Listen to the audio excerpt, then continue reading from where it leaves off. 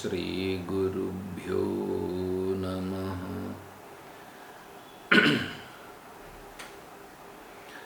ॐ सदाशिवसमारम्भां शङ्कराचार्यमध्यमाम् तत्त्वविदानन्दपर्यन्तां वन्दे गुरुपरम्पराम्।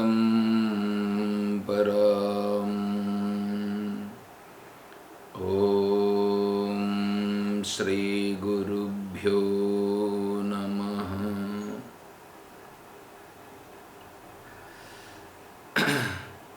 పూజ్య గురుదేవులు తత్వవిదానంద సరస్వతి స్వాముల వారి దివ్య చరణారవిందములకు ప్రణమిల్లుతూ పరిపూర్ణ పరబ్రహ్మస్వరూపులకు ప్రియాత్మ బంధువులారా, ఓం.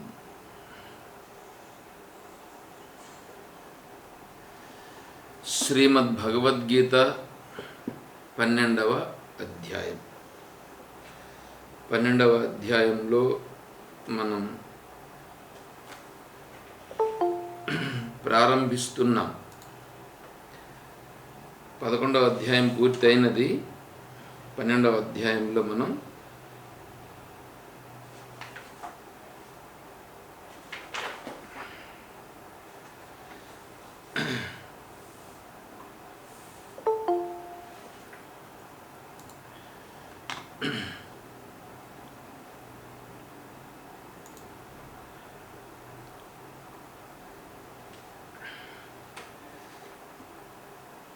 రెండవ అధ్యాయముతో మొదలుడి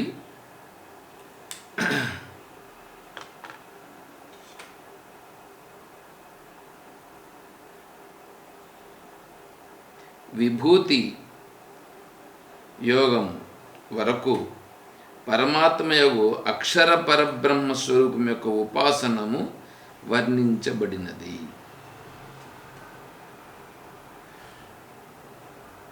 ఇక్కడ ఆచార్యుల వారు 12వ అధ్యాయములోనికి ప్రవేశించడానికి ముందు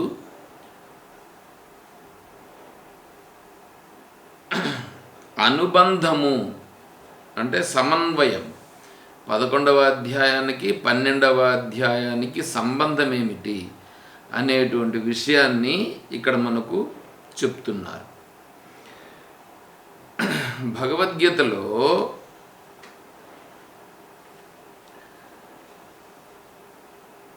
అర్జునుడు విషాదముతో ప్రారంభమై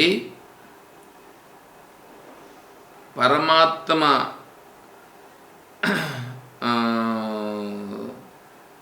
పాదాముల చెంత కూర్చుని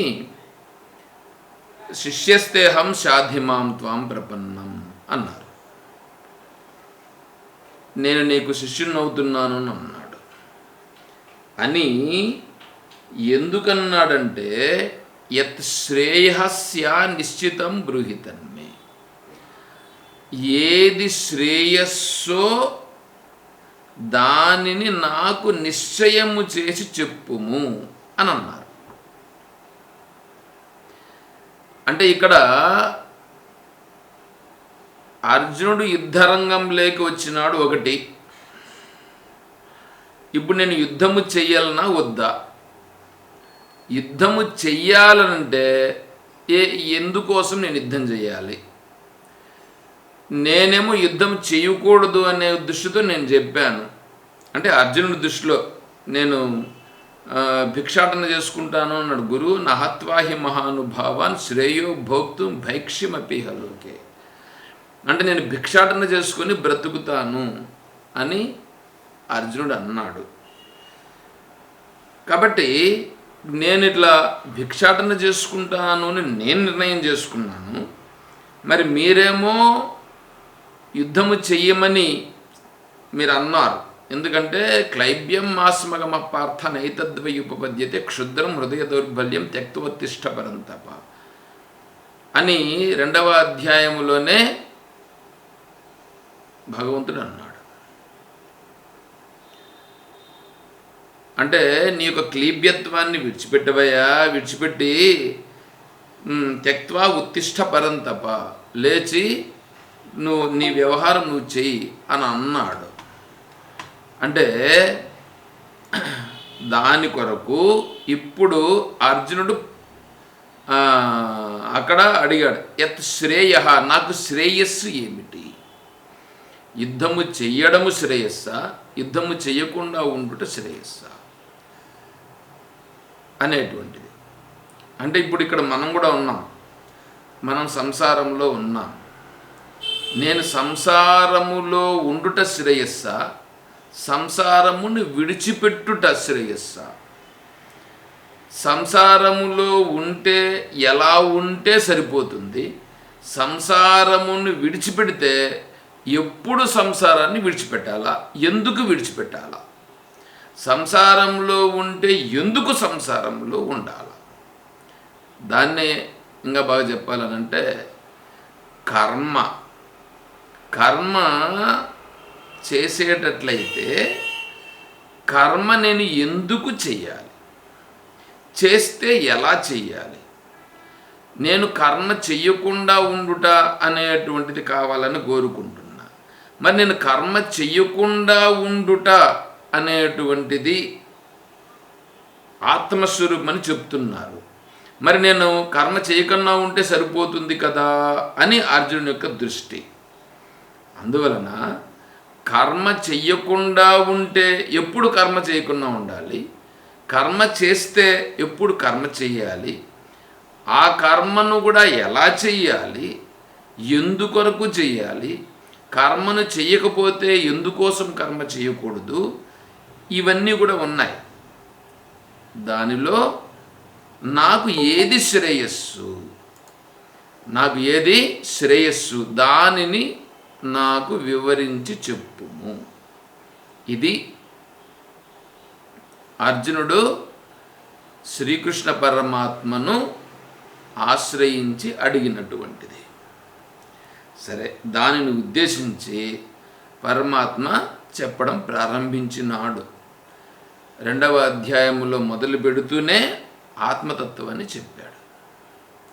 అశోచ్యాన్ అన్వశోచస్వం అంటే దేనిని గురించి శోచించాల్సిన పని లేదు, దేనిని గురించి శోచించాల్సిన పని లేదు, అంటే దేనిని గురించి ఆలోచించాల్సిన పని లేదు, దేనిని గురించి అసలు బాధపడాల్సిన పని లేదు, నువ్వు సంకల్పించాల్సిన పని కూడా లేదు. అది మరి ఇవంతా ఎట్లాగా అనంటే దాని గురించే విశదీకరించారు. 2వ అధ్యాయంలో మొదలుపెట్టి 8వ అధ్యాయం అక్షర పరబ్రహ్మయోగం వరకు చెప్పుకొని వచ్చారు. వచ్చి అక్షర పరబ్రహ్మయందు సకల విశేషణములు నిరాకరించబడును. అక్షరం బ్రహ్మపరమం స్వభావో అధ్యాత్మముచ్యతే అని చెప్పారు. అక్కడ అక్షరం బ్రహ్మ అంటే నాశరహితమైనటువంటిది బ్రహ్మ. దేశమున కానీ కాలము కానీ వస్తురూపంగా కానీ దేశతః కాలతః వస్తుతః పరిచ్ఛేదరహితం అంటే అందులో దేశము లేదు, కాలము లేదు, వస్తువులు కూడా లేవు. దేని యందు? అక్షర పరబ్రహ్మస్వరూపం అంటే నాశరహితమైనటువంటి ఆత్మస్వరూపమునందు ఇవి ఏవి లేవు. దేశము లేదు ఆత్మస్వరూపమునందు, కాలము లేదు, వస్తువు కూడా లేదు. మరి ఇప్పుడు దేశము కాలము వస్తువులు ఇవన్నీ తెలియబడుచున్నాయి కదా అంటే తెలియబడుచున్నాయి. దేనికి తెలియబడుచున్నాయి? మనస్సుకు తెలియబడుచున్నాయి. మనస్సు చేతనే కల్పించుకుని ఆ మనస్సే అదొకటి ఉందనేటువంటి భావనను కల్పించి దానిలో నేను వేరుగా ఉండనేటటువంటి భావాన్ని కూడా కల్పించి ఇది వేరుగా ఉంటూ ఇది ఇలా చేస్తూ ఉంది. అది మనస్సు చేసినటువంటి పని. అంతేగాని నిజముగా దేశము కానీ కాలము కానీ వస్తువు కానీ లేవు. ఆత్మస్వరూపమునందు అని భగవంతుడు అక్కడ చెప్పి ఉన్నాడు. చెప్పి అన్నింటినీ నిషేధించినాడు.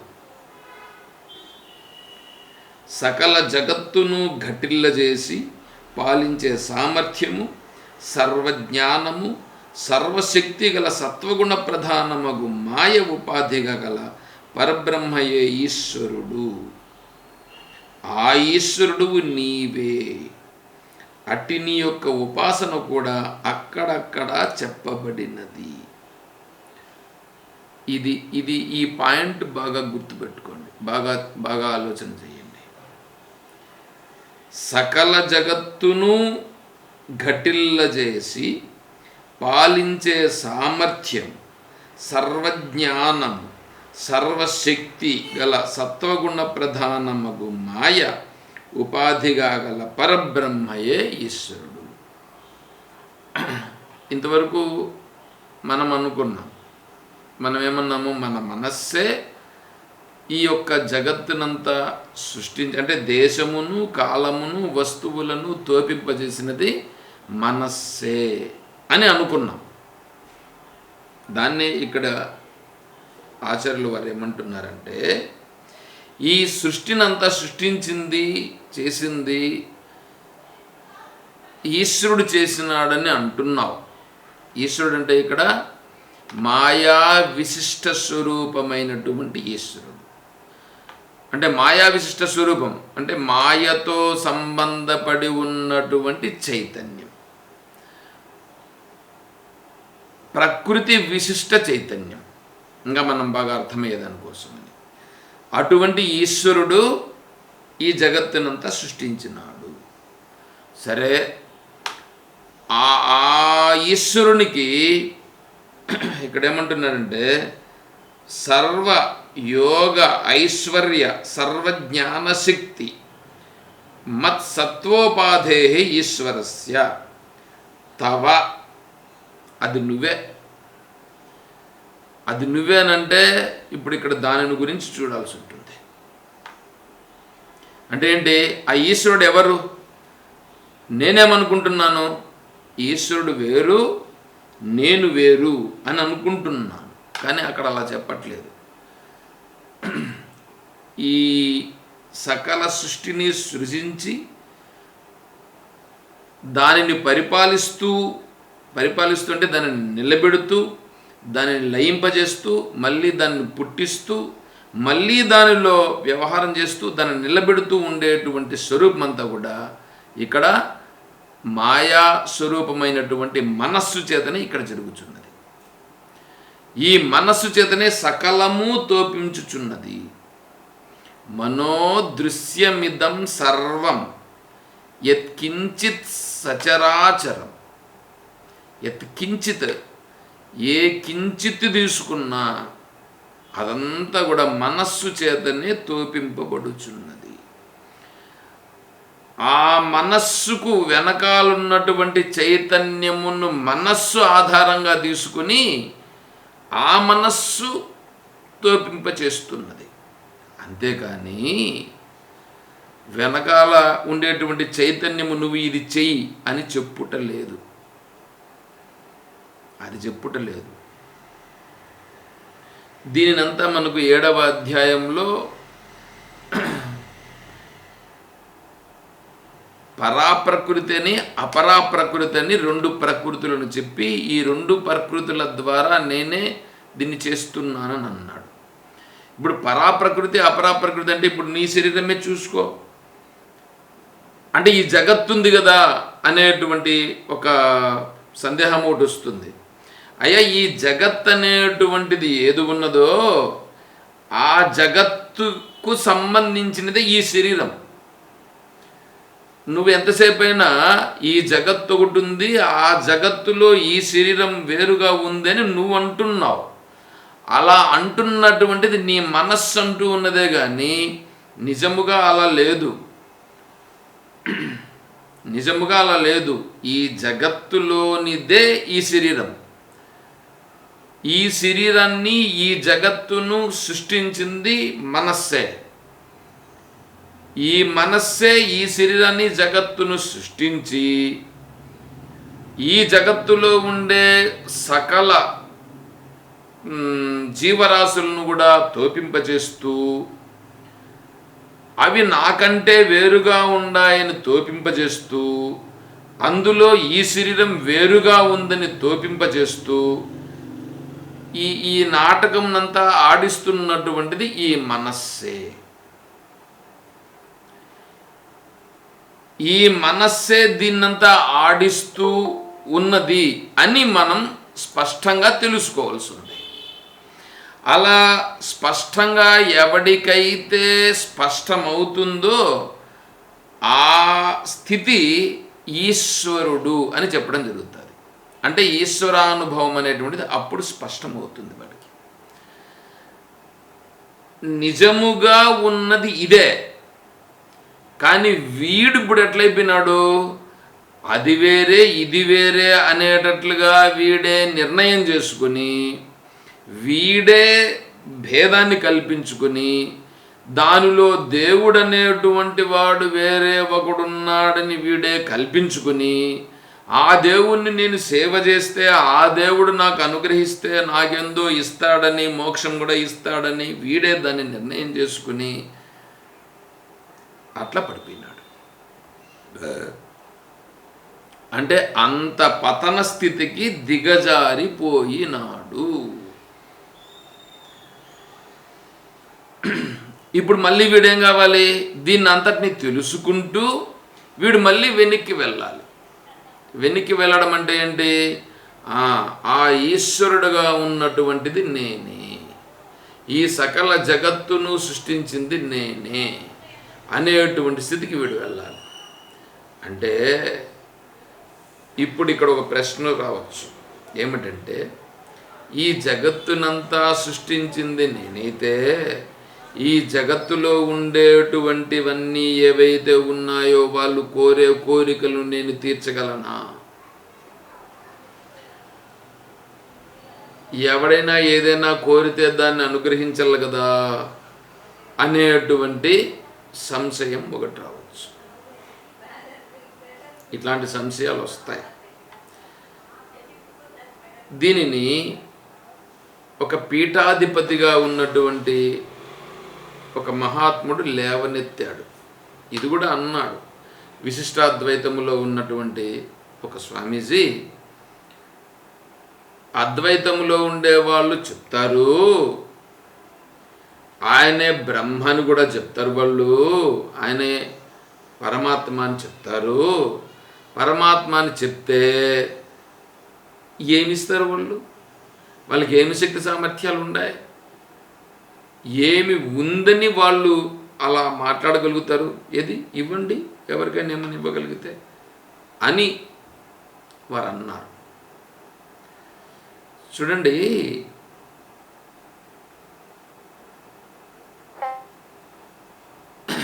ఈశ్వరుడు అనేటువంటి అతనిని నువ్వు తెలుసుకో. మొదట తెలుసుకున్న తర్వాత మళ్ళా నువ్వు చెప్పు ఆ మాటని. శాస్త్రం అదే చెప్తా ఉంది. శాస్త్రం ఏం చెప్తా ఉందంటే, అజే సామ్యేతు ఏ కేచిత్ భవిష్యంతి సునిశ్చితాః తేహి లోకే మహాజ్ఞానాః.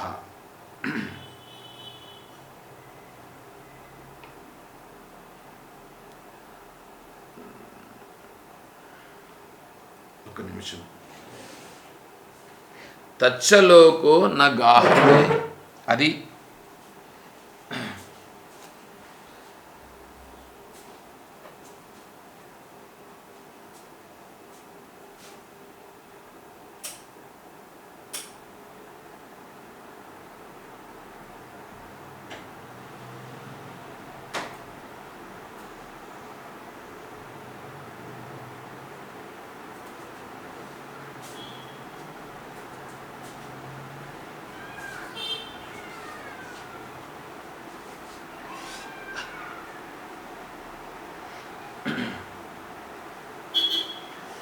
అజే సామ్యేతు ఏ కేచిత్ భవిష్యంతి సునిశ్చితాః తేహి లోకే మహాజ్ఞాన తచ్చలోకో నగాహతే. తర్వాత ప్రాప్య సర్వజ్ఞతా హి సర్వత్ర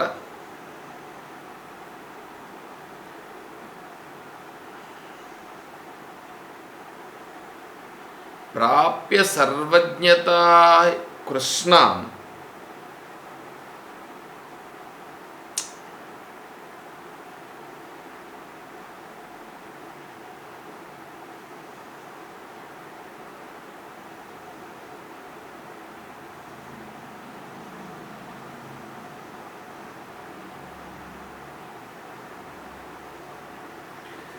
ఏమిటి రోజు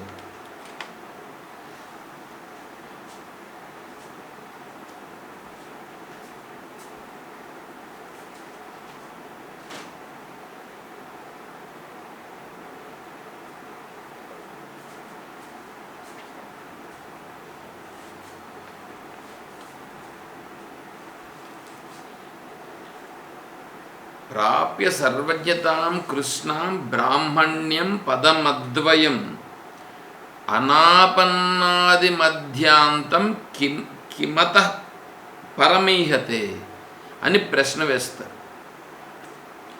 అంటే ప్రాప్య సర్వజ్ఞతాం కృష్ణాం చాలా స్పష్టముగా బ్రహ్మత్వమును పొందినాడు. పదమద్వయం అద్వయమైనటువంటి పదమును పొందినాడు. బ్రాహ్మణ్యం పదమద్వయం అనాపన్నాది మధ్యాంతం అనాపన్నాది మధ్యాంతం కిమతః పరమీహతే. అతనికి ఇంకా కావలసినది ఏమున్నది? ముందు ముందు అంటే మీ భూతకాలం కానీ భవిష్యత్ కాలం కానీ వర్తమాన కాలం కానీ అవంతా ఏమీ లేనటువంటి స్థితిని తను చాలా స్పష్టముగా స్థిరపడినాడు. అటువంటి స్థితిలో స్థిరపడినటువంటి ఆ మహానుభావునికి ఇంకా కావాల్సినది ఏమిటి? ఒకవేళ వేరే వాడు ఎవడన్నా అడుగుతున్నాడు అనుకోండి, వాడు అడుగుతూ ఉన్నటువంటిది మిథ్య. కలలో నువ్వు ఏదైనా అడిగితే, కలలో నువ్వు వేరే వాడికి ఏదైనా ఇస్తే అది ఇచ్చినట్లా తీసుకున్నట్లా కాదు. అదేవిధంగా జాగ్రత్త అవస్థలో కూడా నువ్వు వేరే వాళ్ళకి ఎవరికైనా ఇచ్చినా, వేరే వాళ్ళ దగ్గర నుంచి తీసుకున్నా అది కూడా సత్యం కాదు.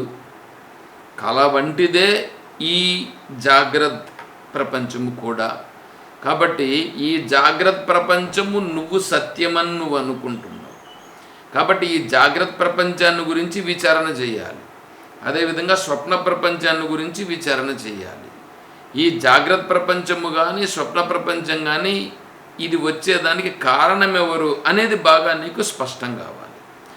అలా స్పష్టమైనప్పుడు అప్పుడు నీకు తెలుస్తుంది నువ్వేమన్నా అడిగితే ఇవ్వగలుగుతాడా ఇవ్వలేడా అనేది. అది ముందు నీకు దృఢమైతే కదా నువ్వు దానికి సమాధానం ఏమైనా చెప్పగలుగుతావు. దానికంటే ముందు నువ్వే నిర్ణయం చేసుకుని కూర్చున్నావు. ఏమని నిర్ణయం చేసుకుని కూర్చున్నావు? ఈ ప్రపంచము సత్యము, ఈ జీవుడు సత్యము, దేవుడు ఇస్తేనే నేను ఉద్ధరింపబడుతాను అని నిర్ణయం చేసుకుని ఉండేవాడికి శాస్త్రం ఎట్లా అర్థమవుతుంది? శాస్త్రంలో ఉండేదాన్ని నువ్వు అర్థం చేసుకోవాలనా, లేకపోతే నీ మనస్సుకు నచ్చిన దాన్ని నువ్వు అర్థం చేసుకోవాలనా? నీ మనస్సుకు నచ్చిన దాన్ని నువ్వు అర్థం చేసుకుంటే మాకేం పోతుంది? అర్థం చేసుకో అలాగే. కానీ శాస్త్రం అనేటువంటిది సత్యమును చెప్తుంది. సత్యమును చెప్పేటువంటి శాస్త్రమును ఎవడు పట్టుకుంటాడో వాడు సత్యం దగ్గరికి వెళుతాడు. వాడు ఎందుకంటే మనస్సు అనేటువంటిది అది పతనమైనది.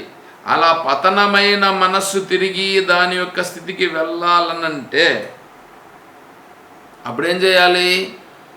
వాడు మళ్ళా వెనక్కి వెళ్ళాలి. వెళితే విచారం చేసుకుంటూ వెళితే అక్కడికి ఆత్మస్వరం అంటే ఈశ్వరుని దగ్గరికి వెళ్తావు. మొదట ఈశ్వర స్థితి నీకు వస్తుంది. అంటే ఇప్పుడు ఈ జగత్తు, ఈ జాగ్రత్త ప్రపంచము కానీ స్వప్న ప్రపంచము కానీ, ఈ జాగ్రత్త ప్రపంచంలో ఉండేటువంటి ఈ 14 లోకాలను నువ్వేమనుకుంటున్నావు అవి కానీ, ఇవన్నీ కేవలం నా మనస్సు చేతనే ఏర్పడినాయి అనేటువంటి భావన నీకు దృఢమైనప్పుడు నువ్వు దీంట్లో నుంచి ఏమి కావాలని కోరుకుంటావు? అసలు లేనిదది. లేని దానిలో నుండి నువ్వు ఏదైనా కోరుకోగలుగుతావా? లేని దాంట్లో నుంచి ఎవడేం కోరుకుంటాడు చెప్పండి? లేని దాంట్లో నుంచి కోరుకునేది అనేటువంటిది ఉండదు. ఇది దృఢమైతే నీకు తర్వాత వస్తుంది. ఇది దృఢము కాకుండా నీకు వేరేది రాదు, నీకు అర్థం కాదు. నువ్వు ఏమి చేసినా నీకు ఆత్మతత్వం అనేది తెలియదు, తెలియబడదు. ఆత్మతత్వము తెలియబడాలంటే ఇది ముందు దృఢం కావాలి. ఏది దృఢం కావాలి? ఏమండి ఇప్పుడు నేను చెప్పాను కదా, ఏది దృఢం కావాలని చెప్పాను చెప్పండి, ఎవరైనా చెప్పండి.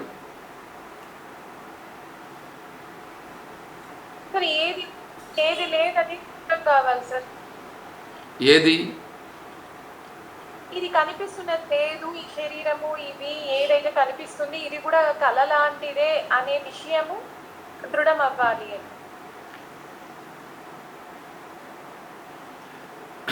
ఈ జాగ్రత్త ప్రపంచము స్వప్న ప్రపంచము వంటిది. స్వప్న ప్రపంచము వంటిది ఈ జాగ్రత్త ప్రపంచం అనేది ముందు వస్తే అప్పుడేమవుతుంది? స్వప్న ప్రపంచము వంటిదే ఈ జాగ్రత్త ప్రపంచం అనేటువంటిది ఎప్పుడైతే అనిపించిందో అప్పుడు జాగ్రత్త ప్రపంచంలో ఏం కోరుకుంటాడు వీడు? ఎవరిని కోరుతాడు? ఎవరిని కోరుతారు చెప్పండి? ఇప్పుడు జాగ్రత్త ప్రపంచంలోనే కదా ఉండేది దేవతలు, వీళ్ళు వాళ్ళందరూ కూడా. ఆ దేవతలు నేను ఎందుకు కోరాలి ఇప్పుడు అనేది వస్తుంది. ఇప్పుడు అసలు ఆ దృఢత్వానికే వీడు రాకుండా పోతే, ఆ దృఢత్వానికే రాకుండా పోతే, ఈరోజు సాయంకాలం క్లాస్లో కూడా అదే చెప్పినాను. సుఖబ్రహ్మాశ్రమంలో కూడా ఇదే విషయం పైనే నేను చర్చించినాను. విషయం ఏమిటంటే జాగ్రత్త ప్రపంచం సత్యం అని ఎంతవరకు అనుకుంటున్నాడో వాడికి ఆత్మతత్వం పట్టదు.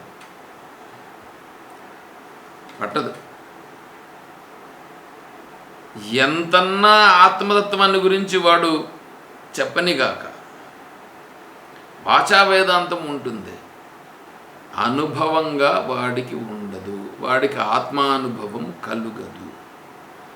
అందుకని ఇక్కడ చెప్తా ఉండేది, జాగ్రత్త ప్రపంచము సత్యమైనది కాదు, జాగ్రత్త ప్రపంచము మిథ్యా, స్వప్న ప్రపంచము వంటిది అనేది విచారణతో వీడికి దృఢం కావాలా. కేవలం అనుకోవడం కాదు.